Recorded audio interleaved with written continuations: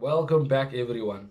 Football is such a cruel game and can be in so many moments. We could have won the game, we were in a position to win it, but we ended up losing the game in the final moments, if you want to put it that way. A 2-1 loss to Brighton, and the loss is our own fault. The same issues that we had last season with regards to not staying focused and alert until the final whistle has caught up with us. But we need to be calm, stay focused, look at the bigger picture. I've seen so many people lose their heads saying that Ten Hag should be sacked. Oh, Ten Hag isn't good enough. Oh, he hasn't really improved the team. You didn't watch the game against Brighton. You certainly did not watch the game against City in the Community Shield. We are creating chances. We are only second in terms of big chances created in the Premier League this season. And that's only behind Manchester City, who we should have won in the Community Shield if we took our chances. The same against Fulham, we should have scored more than one goal. Against Brighton, Rashford was offside for a goal that he scored. Xerxes, in my opinion, yes, was offside. And again, Garnacho's shot was going in. And yes, to the letter of the law, he is offside. Let's get that clear. But where's the common sense? I mean, he already missed the ball for the first chance when Bruno played it across the goal. And he's trying to get up, get out of the way, and it hits him. Now, of course, he is in an offside position. And yes, it is the correct decision. But where is the common sense in terms of looking at players' movements, their motions, and also put in the human aspect with regards to these decisions? Football is not black and white. But the game itself, we certainly did play some good football. There were very good moments for us when we were playing the ball from the back, beating Brighton's press, and creating chances. Ahmad should have probably done better with the great cross that Delo gave in from the left-hand side when he volleyed it wide. You look at the moments where Rashford was continuously offside, but if we found him in one of those moments, he could have been onside. We don't know. We don't really see what happens with these moments unless the ball is actually played. And Brighton played a high line, but Ten Hag again made another mistake by taking off Bruno, our most influential and creative player.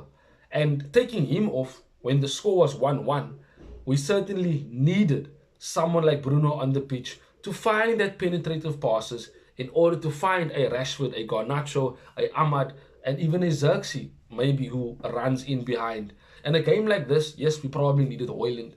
There were moments when Delo ran in behind and due maybe with better control, he might have had a chance to score, like he did in our last game against Brighton before we played this one over the weekend. People need to relax. We cannot be losing our minds after the second game of the season. As I said, we played good football, and it's not football that shows a bit of a weakness. We're certainly playing much better than our opposition. Against City, we played much better and should have won in the Community Shield. Against Fulham, we won but should have scored more goals. And against Brighton, we should have won if we took our chances. Now, of course, you can look at Ten Hag's team selection. Maybe Xerxes should have started. Maybe De Ligt should have started ahead of Maguire. Because for that first goal, Maguire should have done better. But you look at the entire back line, Maguire should have done better. Mazraoui perhaps should have done better in that moment to block the cross. And you look at Martinez not marking the man at the back post being Danny Welbeck, but he's trying to cover Maguire's space that he has vacated. And it's just a domino effect of errors from the first goal and, of course, the second goal, where we are trying to win the ball quickly from that corner and counter-attack Brighton in the last minutes of the game. And we completely all go to the near post and forget that there's so much space in the back post. So again, these things cannot happen. It's schoolboy errors, and we need to work as a team to get rid of these errors. It's not one person that made us lose the game. It's not Ten Hag alone that made us lose the game. It was a collection of everyone, and a bit of bad luck, if you have to put it that way, because maybe if Rashford is a few yards back, he scores that goal and he's onside. Maybe Xerxes gets the touch just before he hits Garnacho and he scores and he's the hero. Maybe he moves out of the way, he's laying on the ground, and Garnacho's shot goes in as it was going to go in, and we lead 2-1 and maybe go on to score another or win the game 2-1 at that. Because if we got that second goal and we were 2-1 in the lead, we probably would have kept possession quite well, in my opinion. So it certainly wasn't a train wreck of a performance. We weren't dominated by Brighton, and yes, they played well. Yes, they had their moments, but we certainly limited their chances.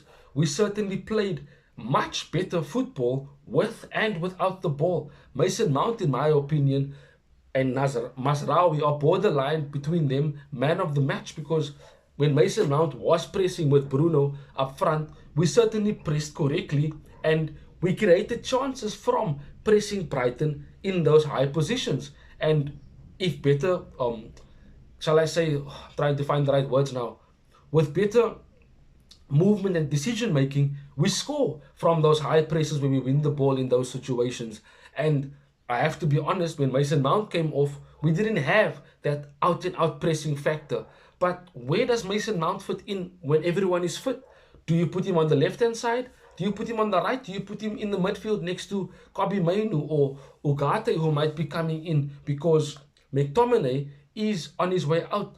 Us and Napoli have agreed a 30 million euro fee for Scott McTominay, who looked like he played his last game for us against Brighton. And when he came on, we certainly didn't have that creative outlet because Bruno was not on the pitch. Ahmad was taken off, who grew into the game, didn't have that great game as you thought he would have, but he scored a goal and he showed that his performances have meant that he is an important part of the way Ten Hag wants to play going forward.